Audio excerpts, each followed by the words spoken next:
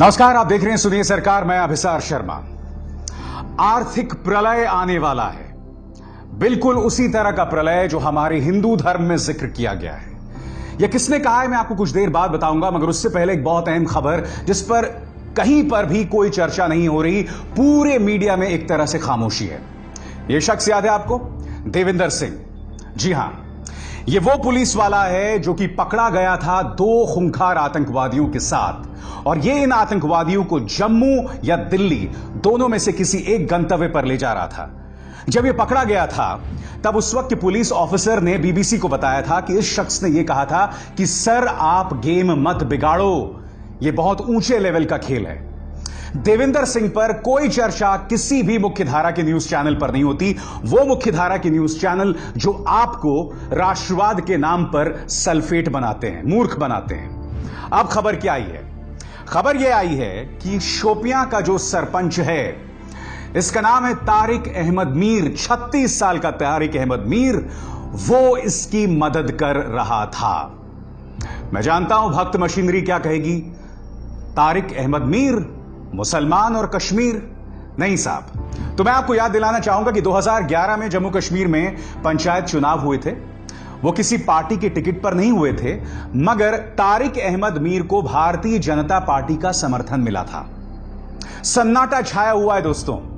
कल्पना कीजिए, यही तारिक अहमद मीर अगर नेशनल कॉन्फ्रेंस के साथ जुड़ा होता, पीडीपी के साथ जुड़ा होता, और अगर कांग्रेस के साथ जुड़ा होता, तो न्यूज चैनल्स की तो बल्ले बल्ले हो जाती। क्योंकि न्यूज चैनल्स आपको और हमें यह तो नहीं बता रहे हैं कि लॉकडाउन 3 शुरू होने वाला है और आम नागरिक को क्या करना चाहिए। सरकार पर हम सवाल नहीं उठा रहे हैं। हम डिबेट किस बात पर करते हैं? तबलीग की जमात के बहाने हम मुसलमानों को टारगेट कर रहे हैं। हम डिबेट किस बात पर करते हैं? हम पालघर पर डिबेट करते हैं, मगर यह सवाल नहीं उठाते कि पालघर में जो 2 लोग पकड़े गए हैं वो भारतीय जनता पार्टी से जुड़े हुए हैं। हम डिबेट इन तमाम मुद्दों पर करते हैं, मगर इस पर पूरी तरह से खामोशी है। आज फिर से मेरे 2 सवाल। देविंदर सिंह को हम गंभीरता से क्यों नहीं ले रहे, और यह सवाल मैं अरसे से उठा रहा हूं। और मुद्दा नंबर 2, तारिक अहमद मीर पर खामोशी क्यों? क्या सिर्फ इसलिए कि उसके ताल्लुक बीजेपी से हैं? खैर, अब हम बात करते हैं उस शख्स की जिसने यह कहा है कि आर्थिक प्रलय आने वाला है कोरोना संकट की वजह से। आपके स्क्रीन पर यह शख्स हैं अरविंद सुब्रमण्यम, मोदी सरकार के पूर्व चीफ इकोनॉमिक एडवाइजर, और उन्होंने क्या कहा है आपकी स्क्रीन पर मैं आपको पढ़ के सुनाना चाहूंगा। आर्थिक प्रलय आने वाला है, यह हिंदू धर्म के प्रलय जैसा होगा। अब हमें नकारात्मक विकास दर की तैयारी करनी होगी, नेगेटिव ग्रोथ।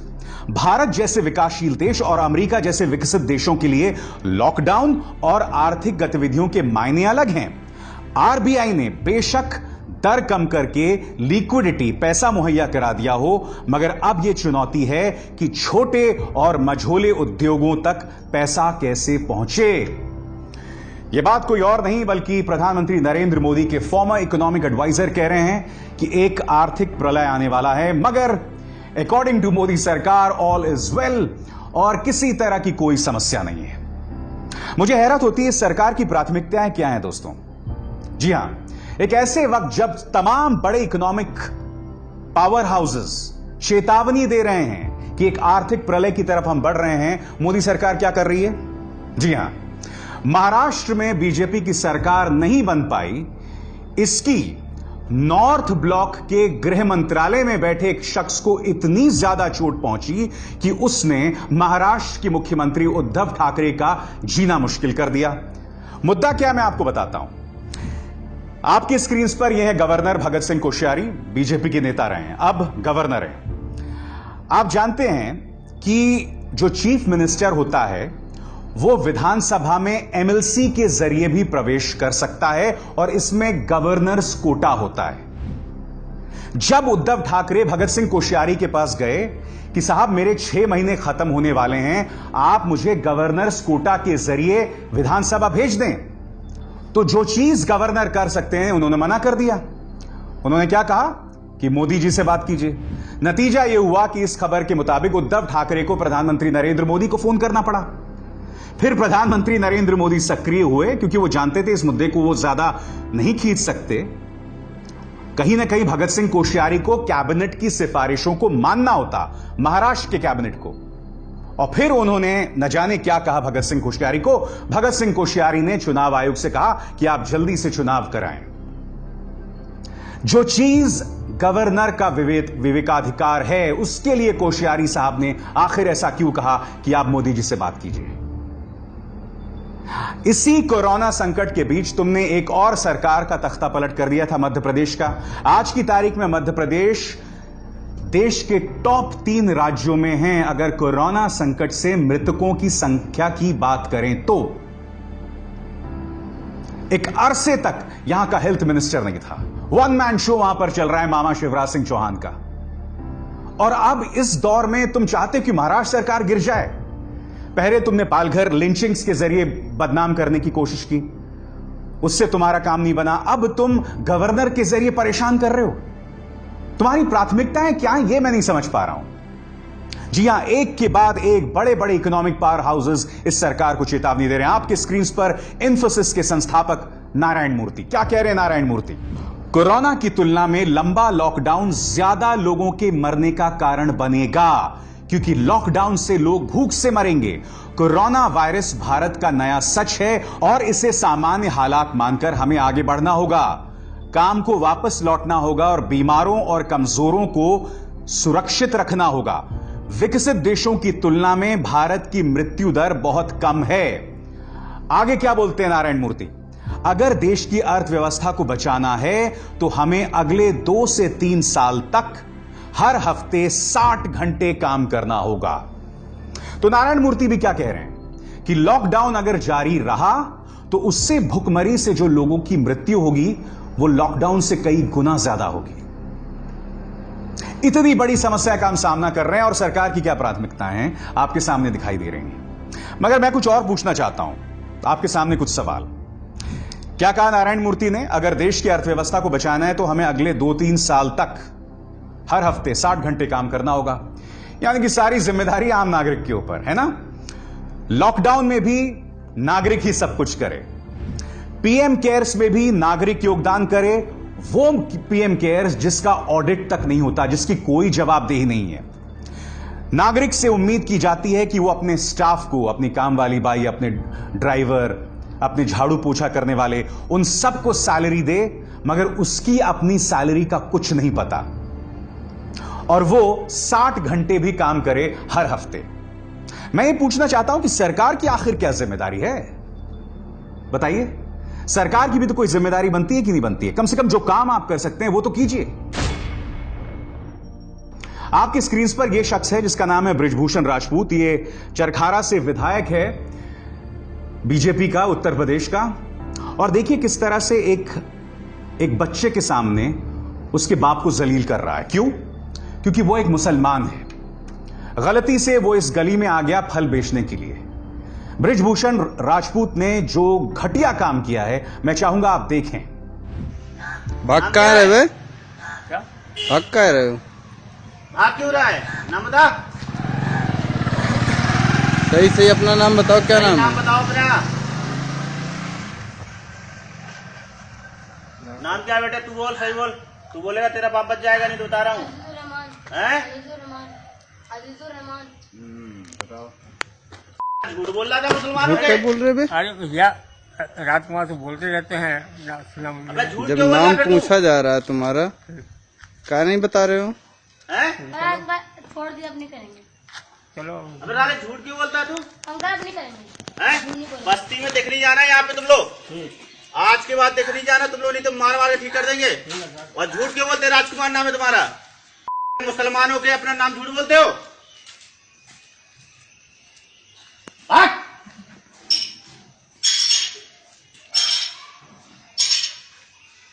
देख मत जाना यहाँ मोहल्ले में।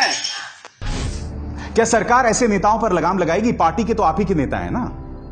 आप क्या ऐसे लोगों पर लगाम लगाएंगे? क्योंकि ये तो हमारी अंतर्राष्ट्रीय तौर पर ख्याति पहुंचा रहे हैं, नाम रोशन कर रहे हैं देश का। अब इन शख्स पर गौर कीजिए, सुरेश तिवारी। और एक चीज ध्यान में रखिएगा, आप लोगों को मैं सबको बोल रहा हूँ ओपन में, कोई भी मियाँ के यहाँ से सब्जी नहीं लेना। ये कह रहे हैं कि आप भी मुसलमान से फल ना खरीदिए, और ये बात उन्होंने सरकारी मुलाजिमों के सामने कही। और ये आदमी अपनी गलती की माफी भी मांगने को तैयार नहीं है। और माफी भी क्यों मांगे? क्योंकि जब पापा भय कोतवाल तो डर काहे का। क्यों? और प्रॉब्लम क्या हो रही है दोस्तों? इन तमाम घटनाओं की वजह से भारत को जबरदस्त शर्मिंदगी का सामना करना पड़ रहा है। आपको याद होगा किस तरह से गल्फ की तरह से जबरदस्त प्रतिक्रिया हुई है।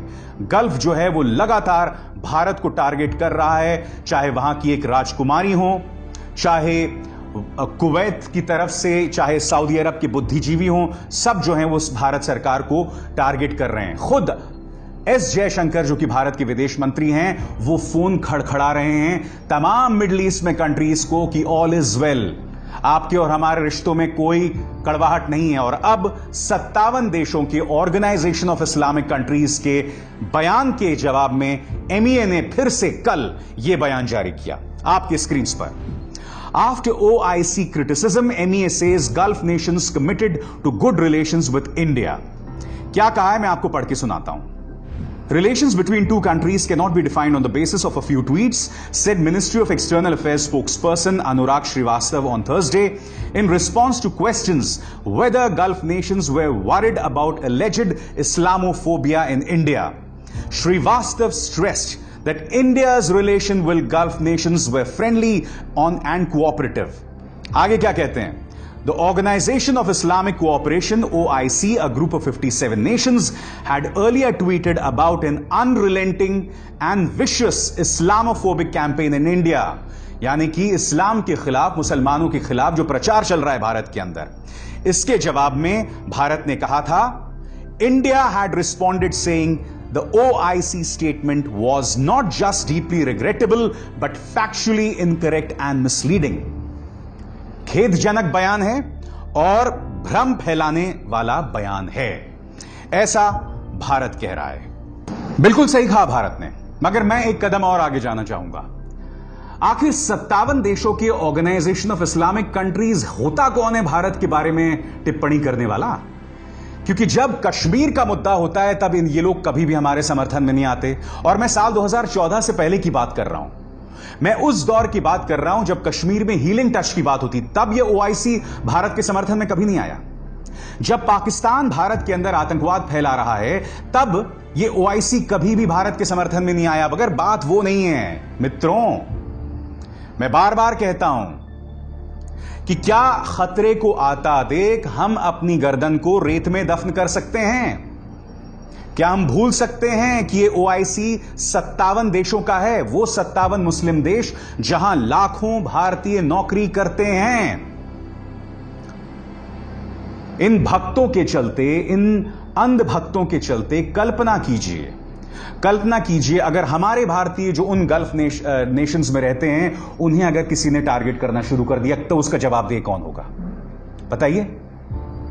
खबरें तो यह भी आ रही हैं कुछ देशों से कि अब यह कहा जा रहा है कि एक्सपैट्स की बजाय यानी कि भारत से आने वाले लोगों के बजाय स्थानीय लोगों को नौकरी दी जाए, इस तरह की खबरें आ रही हैं। और सिर्फ इसलिए क्योंकि इस देश के अंदर तबलीगी जमात के बहाने तमाम मुसलमानों को टारगेट किया जा रहा है। और बात यह नहीं है, उन देशों में, गल्फ नेशंस में रहने वाले बीजेपी के जो कट्टर समर्थक हैं, वो लोग जहर फैला रहे हैं। यानी कि वो कचरा सिर्फ भारत में नहीं फैला रहे हैं, भारत भी बाहर जाके भी कचरा फैला रहे हैं। आज मैं आपसे सवाल पूछना चाहता हूं ना कि हम OIC को कह सकते हैं भाई तुम्हारी औकात क्या है, तुम हो कौन? मगर आखिरकार ये हमारे सिर पर ही आने वाली है। आपको क्या लगता है बार बार विदेश मंत्रालय इस बात को लेकर क्यों प्रतिक्रिया दे रहा है? डर है, चिंता है, तभी तो दे रहा है ना। और हम कब तक आंखें मूंदे रह सकते हैं इस तरह से? बताइए। बहुत जरूरी है कि आप अपने न्यूज चैनल्स में जो जहर फैलाया जा रहा है उस पर लगाम लगाएं, नहीं तो भारत को इसकी बहुत बड़ी कीमत चुकानी पड़ेगी। क्योंकि आपको अगर लगता है कि न्यूज चैनल्स में जहर फैलाने के चलते आपकी जवाबदेही खत्म हो जाएगी, तो आपसे बड़ा नासमझ मेरे हिसाब से कोई नहीं हो सकता। और मैं आपको बताना चाहता हूं क्यों। 3 मई को खत्म हो रहा है लॉकडाउन, और अभी से बात की जा रही है लॉकडाउन 3 शुरू होने वाला है। हमें यह भी नहीं पता कि 3 मई के बाद आखिर देश के नागरिक को क्या उम्मीद करनी चाहिए। यह देश का नागरिक तो यहां का शेयर होल्डर है ना। क्या इस सरकार की जिम्मेदारी नहीं बनती कि वो कम से कम अपने नागरिकों को बताएं कि भाई हम किस चीज की उम्मीद करें। सुनिए, सरकार का मकसद आपको डराना नहीं था। अब एक नई खबर सामने उभर कर आई है जिसमें अमेरिकी राष्ट्रपति डोनाल्ड ट्रंप ने कहा है कि कोरोना वायरस का जन्म वुहान की एक प्रयोगशाला में हुआ था। क्या डोनाल्ड ट्रंप इस बात का इशारा कर रहे हैं कि चाइना ने जानबूझ के इसे एक बायोलॉजिकल वेपन की तरह इस्तेमाल किया, एक हथियार के तौर पर इस्तेमाल किया? वैसे मैं डोनाल्ड ट्रंप की अधिकतर बातों पर विश्वास नहीं करता हूं, क्योंकि वो अधिकतर बातें जो हैं, जैसे हमारी यहां की आईटी सेल है बीजेपी की, वे भी अनाप शनाप चीजें बोलते रहते हैं। मगर इसका असर क्या होने वाला है? अमेरिका और China, 2 power houses, 2 super powers, इस तरह के बयानात के चलते इनमें और ज्यादा तनाव पैदा होगा, और ज्यादा तनाव पैदा होगा तो और भी ज्यादा आर्थिक अनिश्चितता पैदा होगी, और इसका सीधा असर भारत पे पड़ेगा। क्या आप जानते हैं इस देश की सबसे ज्यादा मुनाफा कमाने वाली कंपनी रिलायंस की, मुकेश अंबानी की रिलायंस ने अपने मुलाजिमों की 50% सैलरी कम कर दी है। जी हां, तो आप सोच सकते हैं कि जब रिलायंस के ये हालात हैं तो बाकियों की क्या हाल होंगे। अब ये वीडियो देखिए। तेलंगाना क्या है? L&T, ये वो कंपनी है जिसने पीएम केयर्स में 150 करोड़ रुपए दिए थे। अब ये तस्वीर देखिए, वहां 1600 मजदूर हैं। लॉकडाउन के पास इनकी सुध किसी ने नहीं ली, भूखों मर रहे हैं ये लोग इन तस्वीरों में आप देख सकते हैं आज बेबस हैं। और ये वही कंपनी है जिसने पीएम केयर्स में 150 करोड़ दिए। आज मैं जानना चाहता हूं ना, ये पीएम केयर्स जो है, इसको लेकर जमीन पर सबूत कहां दिखाई देते हैं? L&T को बजाय कि पीएम केयर्स में 150 करोड़ रुपए देने के, इन 1600 मजदूरों को तुम रोटी मुहैया करा देते। ये सब तो कुछ ही करोड़ों की बात थी, 150 करोड़ भी नहीं लगते इसमें। ऐसी संवेदनहीनता आखिर हम में कैसे हो सकती है? आज हमें तय करना होगा कि हमारी प्राथमिकताएं क्या हैं। हम लोग इस तरह से, इस रवैये से ये सरकार नहीं चल सकती। मुद्दों पर हमें फोकस करना होगा। मैं जानता हूं कि इस देश की जनता की मति भ्रष्ट हो गई है। हमारे लिए, खासकर मध्यम वर्गीय परिवार, तथाकथित सबसे ज्यादा समझदार लोग, वो इस कदर ब्रेन वॉश्ड हैं कि वो इन मुद्दों पर अपने सरकार से सवाल भी नहीं करते हैं। और जब मेरे जैसे पत्रकार ये सवाल करते हैं तो आप देशद्रोह का तमगा लगा देते हैं। देखिए साहब, हम तो ये सवाल उठाएंगे क्योंकि हमें इस देश की चिंता है। सही मायने में अपने सरकार को कटघरे में रखना ताकि वो भटक ना जाए, यही होती है देशभक्ति। समाज के अंदर हिंदू मुस्लिम करना, तनाव फैलाना, दंगे जैसे हालात फैलाना, जिन पत्रकारों को आप सही पत्रकार समझते हैं, ऐसे में जो पत्रकार इस तरह का काम करते हैं, तो आप उन्हें देखिए, ठीक है? बाकी मेरे दर्शक मुझे देखेंगे। सुनिए, सरकार में बस इतना ही। अभिसार शर्मा को दीजिए इजाजत। नमस्कार।